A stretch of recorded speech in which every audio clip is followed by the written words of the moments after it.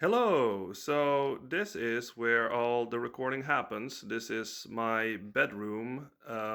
You can see my Flying V guitar right there. That's the guitar that I use for all of my lead tracks, at least nowadays. Over here, obviously, we have my bed over there, and I have everything set up right there. Here's my laptop with my DAW. The DAW that I use is Reaper. Highly recommended. It's a great DAW. Over here, I have my Focusrite, which I use as my audio interface. It has two inputs. I like to have two of them just in case. Like sometimes I'd have to use like a microphone or something, and then I can just use the other one for something else. So I'd much rather have two of them. And back there, I have my speaker, which I use so I can actually hear myself playing.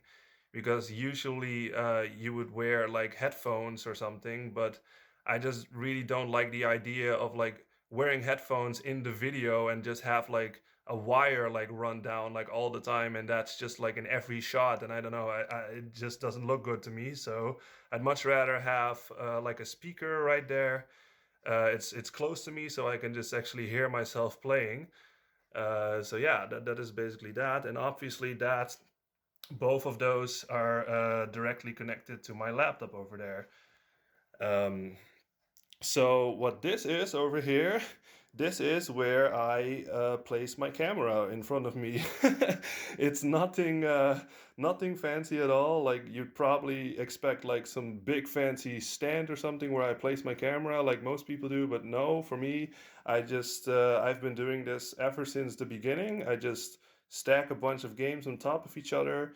And then I just place my camera right here on Paper Mario in this case, and then it's like right in front of me. And yeah, if I adjust it well enough, you can actually see like all of the neck, hopefully, and you can actually see me play all of the parts. So definitely not a fancy thing, but it works. And you know, if it works, don't fix what isn't broken, in my opinion. So yeah, that is that. And as far as lighting goes, I just use these two, just regular desk lamps. I just turn them on. Also, again, nothing fancy. Like you see a lot of people out there with like big studio lamps and all that stuff. But for me personally, it's not necessary, at least not right now. And I just use these. I just turn them on and put them on the floor. And then I can just adjust like how far away they are from me or anything like that. And then hopefully I can get something that looks good to me, and then I just start recording. That is basically it. And I also have a little light up there, like this white wire you're seeing right now goes up, and there's like it's like a lighting that I can clip on to stuff. So if I need some extra lighting, then I can just use that, and yeah, just create some more light. And I won't show it right now because it's turned on, and that just doesn't look good on camera. So I won't show that. But yeah, that is basically it.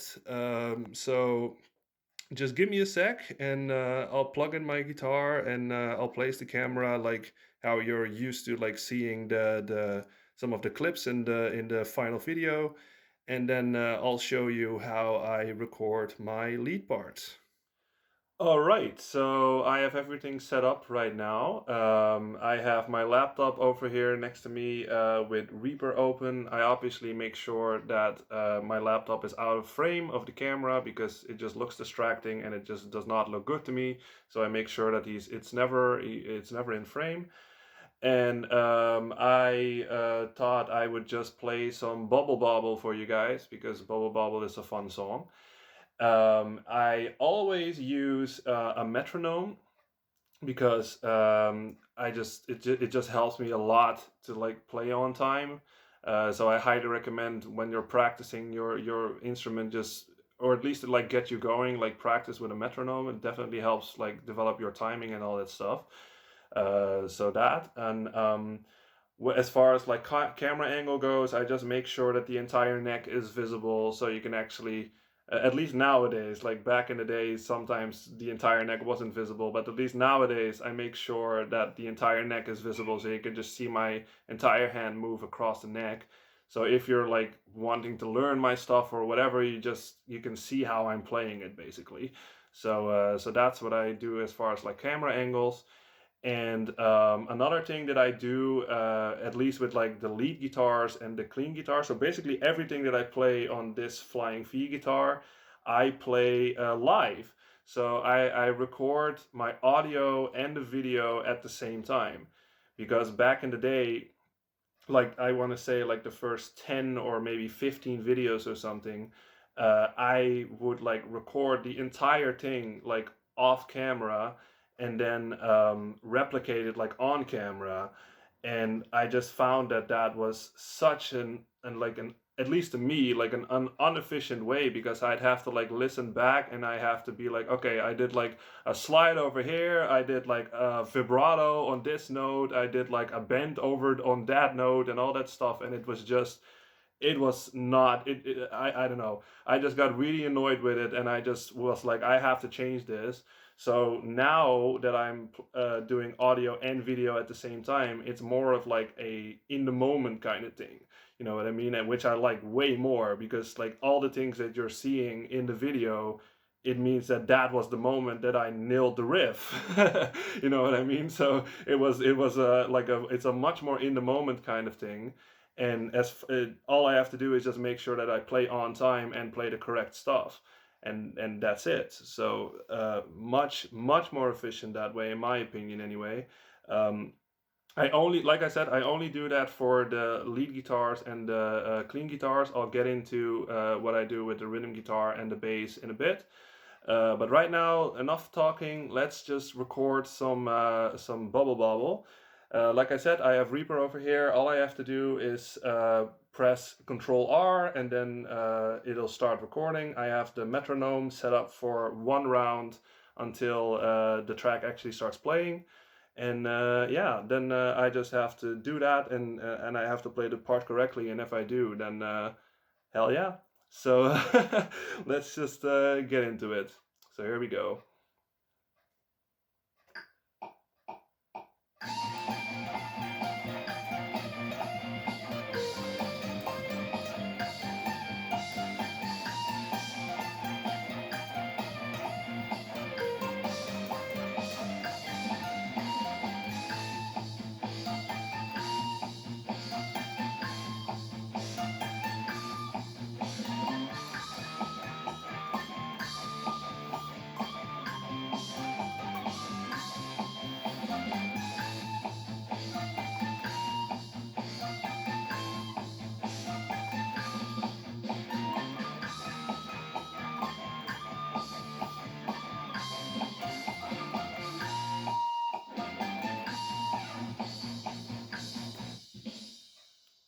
So yeah, that wasn't the cleanest riff in the world, but at least you get the idea. If I just mess up or something, all I have to do is just hit Control C, the track goes away, and then I can just hit Control R again, and I can go for another round. So that is not at all annoying. I could just like mess up, Control C, Control R, and go for another one. So it's pretty quick, and yeah, that is basically it. That is what I do for all the lead tracks. I just do this, and then until I nail the part, and then I can just move on to the next part, and then I do that for the entire thing that you're seeing in the final video. And yeah, that is basically it for the leads. So yeah. All right, so one more thing that I wanted to tell you, like when it comes to like camera angles and stuff, like let's just say I'm recording like an NES medley or something, and there's like one track on the left, all the riffs on the left, and there's one track on the right with all the riffs on the right side. Whenever I'm done with like the left side and I want to move on to the right side, I just make sure that I change my camera angle like a little bit. So because if I wouldn't do that, then and I would record like both tracks with the same camera angle, then like the way how I edit my videos, like it's always like a single clip, right? There's never like two clips at once. So if I like would like jump cut to like a different clip, and like my hand is like over here, if I would like jump cut at that moment to like where my hand is playing over here, that would just look insanely weird because it's the exact same camera angle, and you probably won't even see the jump cut, and my hand would just like in like one frame it would just all of a sudden be over here instead of over here, you know what I mean?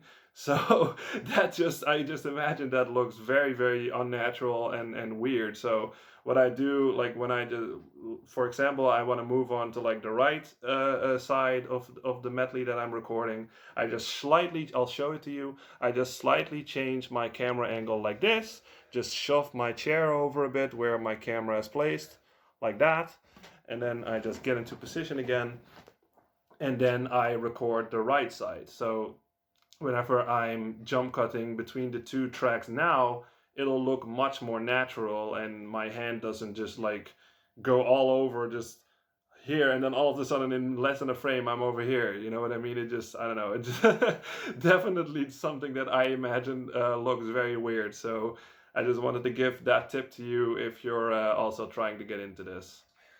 Okay, so now I'm all set up to play some rhythm guitar. This is always the angle that I use. It's nice right in front of me. The thing that I find important is that you can just see the guitar and me like at all times, like because I'm playing when I'm playing, and sometimes I just get like way too into it. I'm like headbanging or like dancing around or like whatever, and sometimes I just my feet I just trip over my own feet, and then all of a sudden I'm playing like over here, you know what I mean? But at least you can see, like even if I move like all the way over here, you can still see me. If I go over here, you can still see me play. And that, I just find that to be very important because it just looks nicer. It's nicer to look at, I guess. That is what I'm going for. As far as what I do with like unlike the lead guitar and all the like everything that I play on the Flying V guitar, like that is all like audio and video at the same time. For rhythm guitar and bass, I pre-record the audio for both of those, and then I play it here for video. But I still like play everything exactly the same way as I did in the audio, because I that's just what I need to do. It feels more authentic to me because I recorded it that way for a reason. I think like all these riffs through, like I don't just do whatever. I just think everything through, like everything when it comes to slides or palm mutes or anything. I think it all through, and then I just I play it like the exact same way as I did in the audio. So it feels more authentic to me, and it's also way more authentic to watch. So that's why I always have my jack cable plugged in over here, because I have had it happen where I recorded the track once forgetting to plug my guitar in, and then I basically had to do it again because it just looks weird. It's like my guitar is making an amplified sound, but there's no jack in my guitar, so that it just doesn't look natural. So I'm going for like the most like authentic and natural look basically for all my videos. So also a tip about this thing I want to show is make sure, like I'll show it to you, like oh, I'll plug it in like through my strap over here. So like this, I hope you can see it. So it hangs like this, and then I plug it in.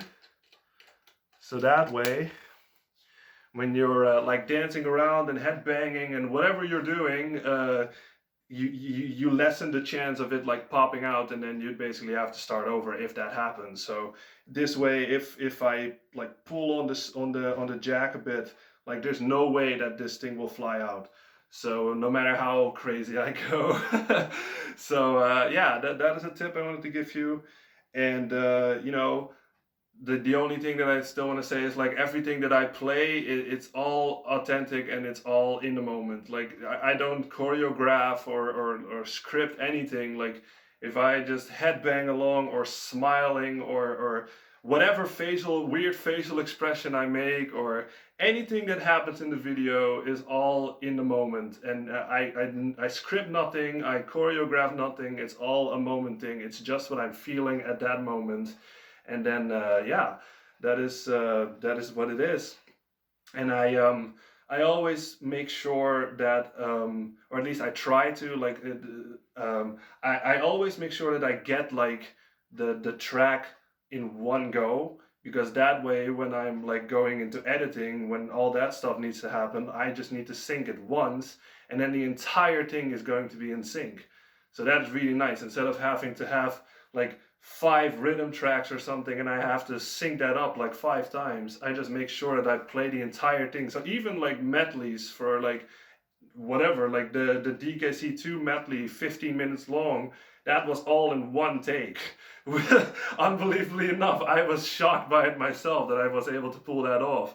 But that was all in one take, and I had to like sync it up once, and the entire thing was in sync. So I can definitely recommend just trying to do that. Like I've had moments where I got so frustrated because like certain parts were just really difficult for me to like memorize and stuff. And I have had moments where I made like multiple rhythm tracks, like video rhythm tracks, and then I spliced that together.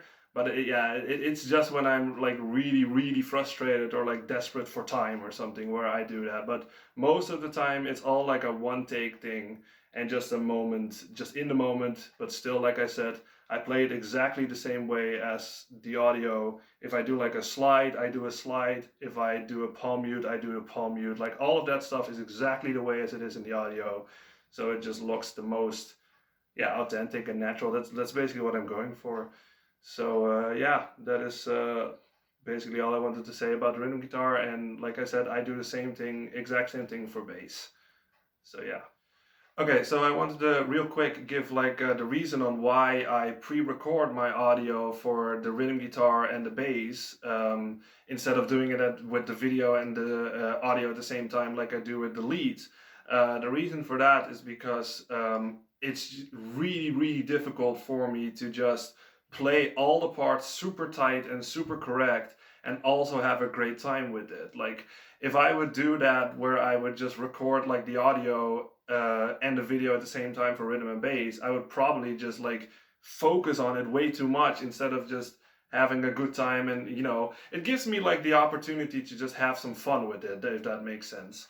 Like I can still play everything correctly, I can still play it as exactly the way as how I recorded the audio, but it just gives me a lot more room for just having fun with the song, basically. So I can just, like I was saying, headbang a bit, just smile a bit while I'm playing because it's so fun, or just dance around to it, and I don't really have to think all that much, at least like not like 100,000% on how tight my playing is, if that makes sense. Like I hope that makes sense, but that is the reason why I don't do audio and video for rhythm and bass at the same time.